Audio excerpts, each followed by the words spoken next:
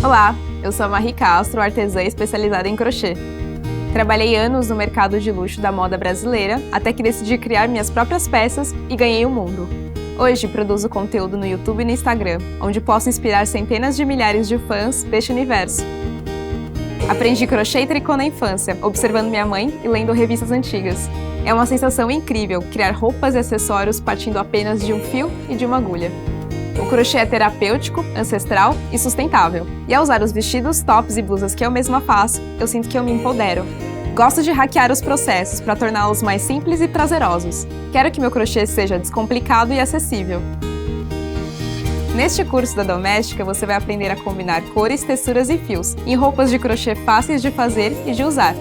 Como projeto final, faremos 2 vestidos sem costuras e aprenderemos a transformá-los em blusas. Começaremos pelo fundamental. Eu vou falar sobre os materiais necessários e te ensinar a tirar medidas. Depois mostrarei os pontos básicos, começando por correntinhas, passando por ponto baixo, ponto baixíssimo, ponto alto duplo e o ponto puff. Também explicarei a teoria de cores, para você desenvolver as suas próprias combinações. E você vai aprender a desenvolver qualquer projeto, com ou sem receita. E vamos à prática. Teceremos um vestido em uma modelagem sem costuras, também chamada de top-down. E em seguida, eu vou ensinar a fazer um segundo vestido, com outra modelagem. Além disso, eu vou te ensinar a transformar seus vestidos em blusas e falaremos de combinações de pontos e acabamentos no geral. Para finalizar, darei dicas de como divulgar as suas criações e falarei sobre tendências do crochê na moda. Ao terminar esse curso, você terá ferramentas para criar peças de crochê do zero.